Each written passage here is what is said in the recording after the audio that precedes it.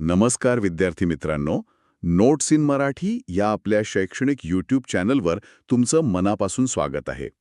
ठीक आहे, तर ही होती आपल्या श्रोत्यांनी दिलेल्या स्रोतांपैकी एकाची ओळख. आणि ह्याच चॅनलवरील माहिती आजच्या आपल्या चर्चेचा मुख्य आधार आहे. पण आपण इथे फक्त नोट्स वाचणार नाही आहोत, नाही, अजिबात नाही. तर त्यातील प्रत्येक मुद्द्याच्या खोलात जाणार आहोत. आपला उद्देश आहे सरकार ही संकल्पना अहं. पूर्णपणे उलगडून पाहणे. फक्त काय हे नाही, तर का आणि कसे हे समजून घेणं. अगदी बरोबर. आणि आपल्याकडे फक्त एकच नाही, तर कौटिल्याच्या अर्थशास्त्रापासून ते अगदी आधुनिक लोकशाहीच्या विश्लेषणापर्यंत वेगवेगळे स्रोत आहेत. वा, आणि या सगळ्या माहितीच्या आधारे आपण शासन प्रणालींची जडणघडण कशी होते, त्यांच्यात फरक काय असतो, याचा एक सखोल आढावा घेऊ. कारण सरकार ही फक्त एक संस्था नसते, तर तो एक प्रकारे समाजाच्या मूल्यांचा आणि इतिहासाचा आरसा असतो. उत्तम. चला तर मग या प्रवासाला सुरुवात करूया. सगळ्यात मूलभूत प्रश्नापासून. आपल्याला सरकारची गरजच का लागते? म्हणजे समजा सरकार नसेल तर काय होईल? हा खूप महत्वाचा प्रश्न आहे आणि याचं उत्तर सोपं आहे. सरकारशिवाय समाजात अराजक माजेल. अराजक? हो, स्रोतांमध्ये अगदी स्पष्टपणे म्हटलंय की सरकारचं पहिलं आणि सगळ्यात महत्वाचं काम आहे देशात कायदा आणि सुव्यवस्था राखणं. अच्छा. नागरिकांच्या जीविताचं, त्यांच्या मालमत्तेचं रक्षण करणं. यालाच आपण सुरक्षा म्हणतो. आणि यासोबतच अर्थातच बाहेरच्या आक्रमणांपासून देशाचं संरक्षण करणं म्हणजे राष्ट्रीय सुरक्षा. म्हणजे संरक्षण आणि कायदा सुव्यवस्था ही झाली मूलभूत गरज. पण आजच्या काळात सरकारची जबाबदारी फक्त एवढीच नाहीये, बरोबर? अजिबात नाही. आणि गंमत म्हणजे ही कल्पना काही आजची म्हणजे आधुनिक काळातली नाहीये. हो का? हो, आपल्या स्रोतांमध्ये कौटिल्याचे अर्थशास्त्र या ग्रंथाचा उल्लेख आहे, जो जवळजवळ 2500 वर्षांपूर्वी लिहिला गेलाय. 2500 वर्ष? हो, आणि त्यात शासकाची 3 मुख्य कर्तव्य सांगितली आहेत: रक्षा, पालन आणि योगक्षेम. रक्षा म्हणजे संरक्षण आणि पालन म्हणजे कायदा सुव्यवस्था. हे तर स्पष्ट आहे. पण हा योगक्षेम शब्द खूप मनारिक आहे. याचा नेमका अर्थ काय होतो? योगक्षेम म्हणजे थोडक्यात प्रजेचं कल्याण, वेलफेअर. अच्छा. यात शिक्षण, आरोग्य, पायाभूत सुविधा म्हणजे रस्ते, पाणीपुरवठा या सगळ्या गोष्टी येतात. देशाची अर्थव्यवस्था सांभाळणं आणि लोकांचं जीवनमान सुधारावं यासाठी धोरणं आखणं हे सगळं योगक्षेमाचाच भाग आहे. म्हणजे आज आपण ज्याला वेलफेअर स्टेट किंवा कल्याणकारी राज्य म्हणतो, अगदी.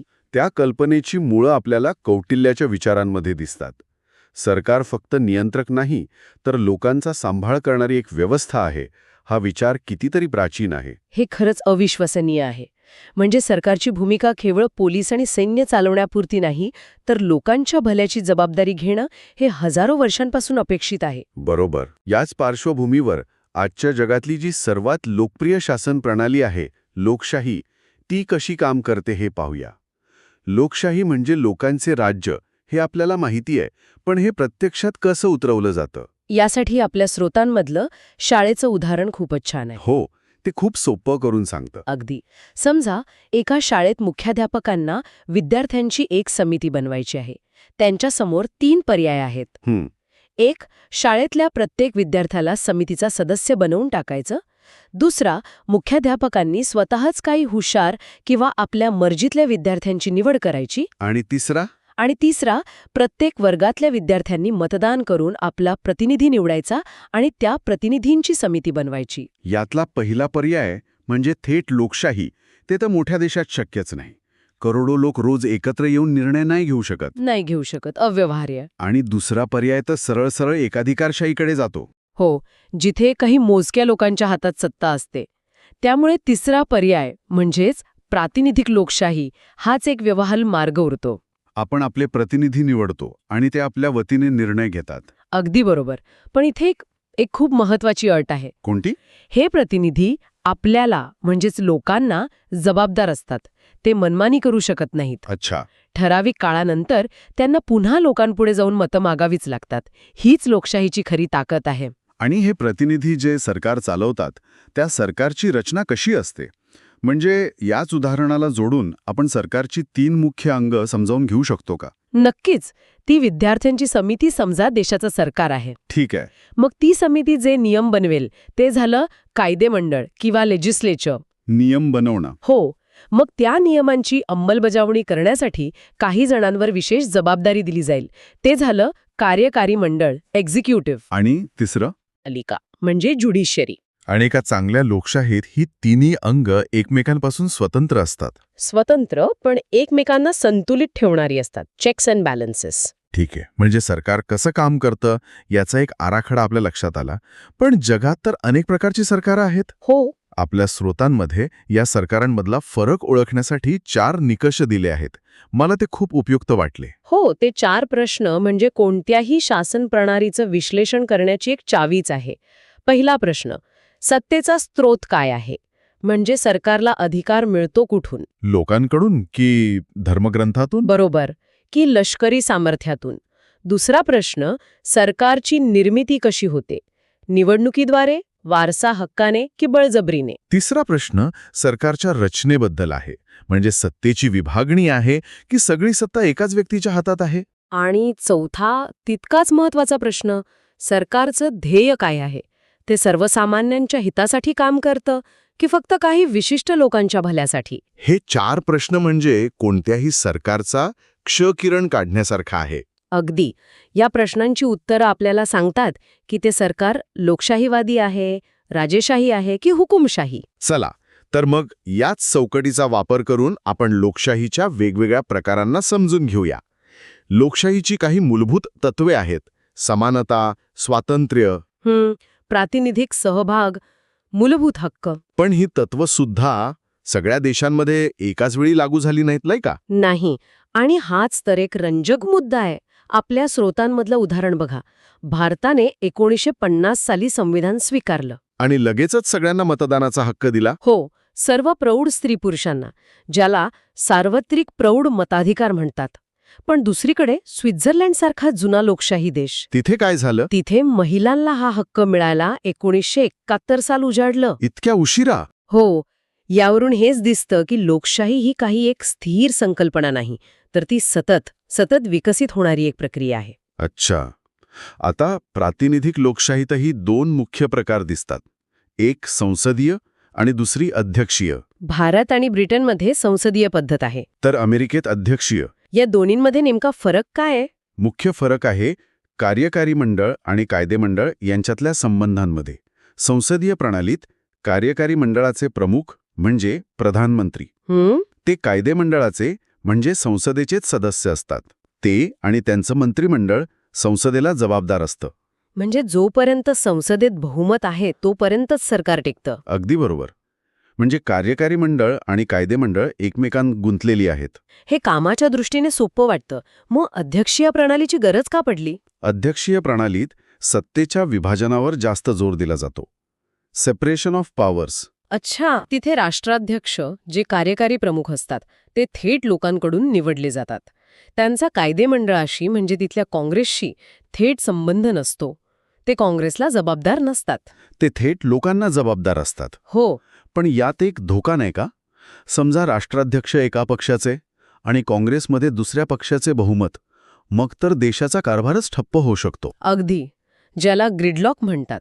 हा अध्यक्षीय प्रणाली समोरचा एक मोठा धोका आहे. दोन्ही प्रणालींचे आपापले फायदे तोटे आहेत. संसदीय प्रणाली स्थिरता कमी असू शकते. हो, सरकार कधीही पडू शकतं. तर अध्यक्षीय प्रणालीत ग्रिडलॉकमुळे निर्णय क्षमता कमी होऊ शकते. प्रत्येक देशाने आपापल्या गरजेनुसार एक पद्धत निवडली आहे. ठीक आहे. हे झालं लोकशाहीबद्दल. आता त्या शासन प्रणालींकडे वळूया जिथे सत्ता लोकांच्या हातात नसते. सर्वात जुना आणि परिचित प्रकार म्हणजे राजाशाही. हो. आपल्या स्रोतांमध्ये प्राचीन भारतातल्या राजाशाहीबद्दलही उल्लेख आहे. पूर्वी महाजनपदांच्या काळात राजे होते. पण त्यांच्यावर कोणतंही बंधन नव्हतं असं नाही. त्यांना सभा आणि समिती यांसारख्या परिषदांचा सल्ला घ्यावा लागत असे. म्हणजे राजाने राजधर्माचं पालन करावं ही अपेक्षा होती. हो, तो प्रजेचा स्वामी नसून सेवक आहे ही भावना होती. या संदर्भात काश्मीरी विद्वान कल्हण यांच्या राजतरंगिणीमधली कथा खूपच प्रभावी आहे. राजा चंद्रापीड एका मंदिरासाठी एका चांभाराची झोपडी हटवू इच्छितो. हो. पण तो चांभार नकार देतो. आणि मग राजा सैनिकांना पाठवून झोपडी पाळत नाही. नाही, तो स्वतः तिथे जातो, त्या चांभाराची माफी मागतो आणि त्याची परवानगी घेतो. ही कथा ही राजधर्माचा आदर्श नमुना आहे. बरोबर. ती दाखवते की राजा कितीही शक्तिशाली असला तरी कायद्यापुढे आणि प्रजेच्या हक्कांपुढे तो मोठा नाही. पण ही झाली आदर्श परिस्थिती. व्यवहारात अनेक राजे निरंकुश होते. म्हणूनच आज जगात 2 प्रकारच्या राजेशाही दिसतात. एक, सौदी अरेबियासारखी निरंकुश राजेशाही, जिथे राजाच्या शब्दालाच कायदा मानला जातो. आणि दुसरी खरी सत्ता लोकांच्या निवडून आलेल्या प्रतिनिधींच्या म्हणजे संसदेच्या हातात असते. राजा फक्त एक सिंबल आहे. ठीक आहे. आता सत्तेचा स्रोत जेव्हा वारसा हक्क नसून धर्म असतो तेव्हा येते धर्मसत्ता. बरोबर. थिओक्रॅसी. अशा देशांमध्ये कारभार धार्मिक नियमांनुसार आणि धर्मगुरूंच्या मार्गदर्शनाखाली चालतो. इराण, अफगाणिस्तान, व्हॅटिकन सिटी ही याची उत्तम उदाहरणं आहेत. आणि मग येतो सत्तेचा सर्वात भयानक आणि विकृत प्रकार, हुकुमशाही. हो, जिथे सत्ता एका व्यक्तीच्या किंवा लहान गटाच्या हातात एकवटते आणि ते कोणालाही जबाबदार नसतात. आणि याचे परिणाम किती भयंकर असू शकतात. हे आपल्या स्रोतांमधली 2 उदाहरणं अगदी स्पष्ट करतात. एक म्हणजे जर्मनीचा एडॉल्फ हिटलर. तो निवडणुकीच्या मार्गाने सत्तेत आला, पण एकदा सत्ता मिळाल्यावर त्याने लोकशाहीच नष्ट केली आणि स्वतःला फ्युरर घोषित केलं. आणि त्याच्या वंशद्वेषी धोरणांमुळे ज्यू लोकांसह लाखो निरपराध लोकांची हत्या झाली आणि जगाला दुसऱ्या महायुद्धाच्या खाईत लोटलं गेलं. हे ऐकताना अंगावर काटा येतो. हुकुमशहा केवळ लोकांचं स्वातंत्र्य झिरावून घेत नाहीत, तर त्यांच्या माणूसपणावरच घाला घालतात. युगांडाच्या ईदी अमीनचं उदाहरणही तसंच धक्कादायक आहे. त्याने तर लष्करी उठाव करून सत्ता मिळवली होती. हो, आणि आपल्या 8 वर्षांच्या क्रूर राजवटीत त्याने हजारो राजकीय विरोधकांची हत्या केली. इतकंच नाही, त्याने भारतीयांना देशातून हाकलून दिलं. बरोबर, देशाच्या अर्थव्यवस्थेत महत्वाचं योगदान देणाऱ्या हजारो भारतीयांना देश सोडून जायला भाग पाडलं. हुकुमशाहीत विवेक आणि दयेला काही स्थान नसतं. हे सगळं ऐकल्यावर आपल्या देशातल्या लोकशाहीचं महत्त्व किती आहे हे जास्त प्रकर्षाने जाणवतं. खरंय. पण गंमत म्हणजे भारतात लोकशाहीची पाळंमुळं खूप खोलवर रुजलेली आहेत, नाही का? फक्त आधुनिक काळातच नाही, तर अगदी प्राचीन काळातही. नक्कीच. ही गोष्ट आपल्या स्रोतांमध्ये आवर्जून मांडली आहे आणि ती खूप महत्वाची आहे. लोकशाही ही काही पश्चिमेकडून आयात केलेली संकल्पना नाहीये. अच्छा. गौतम बुद्धांच्या काळात म्हणजे इसवी सन पूर्व 6व्या शतकात भारतात वज्जीसारखी अनेक गणराज्य होती. त्यांना प्रारंभिक गणराज्ये म्हटलं जातं. हो, तिथे निर्णय सामूहिक चर्चेने घेतले जात होते. पण माझ्यासाठी सर्वात आश्चर्यकारक गोष्ट म्हणजे तामिळनाडूतील उत्तरामेरूर येथील 10व्या शतकातील चोळकालीन शिलालेख. हो, त्याबद्दल आपल्या स्रोतांमध्ये जी माहिती दिली आहे ती अविश्वसनीय आहे. तो शिलालेख म्हणजे प्राचीन भारतीय लोकशाहीचा एक जिवंत पुरावा आहे. त्यात गावसभेच्या सदस्यांची निवडणूक कशी व्हावी याचे नियम दिले आहेत. उमेदवारासाठी पात्रता. हो, उमेदवारासाठी पात्रता काय असावी, जसं की त्याच्याकडे स्वतःची जमीन असावी, तो ज्ञानी असावा, त्याचं वय 35 ते 70च्या दरम्यान असावं, हे सगळं नमूद आहे. थांबा, म्हणजे 10व्या शतकात उमेदवारासाठी वयाची अट आणि पात्रतेचे निकष होते. इतकंच नाही तर भ्रष्टाचाराचे आरोप असलेल्या व्यक्तीला किंवा त्याच्या नातेवाईकांना निवडणूक लढवण्यास बंदी होती, हेही त्यात लिहिलंय. आणि निवडून आलेला सदस्य जर भ्रष्ट आढळला तर तो त्याला पदावरून दूर करण्याची तरतूदही होती. कमाल आहे. ही निवडणूक प्रक्रिया सुद्धा खूप पारदर्शक होती. वेगवेगळ्या समित्यांसाठी उमेदवारांची नावं ताडपत्रांवर लिहून एका भांड्यात टाकायचे आणि मग एका लहान मुलाच्या हातून चिठ्ठ्या उचलून सदस्यांची निवड करायचे. म्हणजे प्रातिनिधिक शासन, जबाबदारी आणि पारदर्शकता ह्या संकल्पना भारतात हजारो वर्षांपासून अस्तित्वात आहेत. अगदी बरोबर. हेच यातून सिद्ध होतं. तर आज आपण सरकार म्हणजे काय या मूलभूत संकल्पनेपासून सुरुवात करून लोकशाही, राजाशाही, धर्मसत्ता आणि हुकुमशाही अशा विविध शासन प्रणालींचा सविस्तर आढावा घेतला. या सगळ्या चर्चेतून आपण काय महत्त्वाचा बोध घेऊ शकतो? मला वाटतं सर्वात महत्त्वाचा बोध हा आहे की कोणतीही शासन प्रणाली ही तिथल्या समाजाचा इतिहास, संस्कृती आणि मूल्य यातून घडत असते.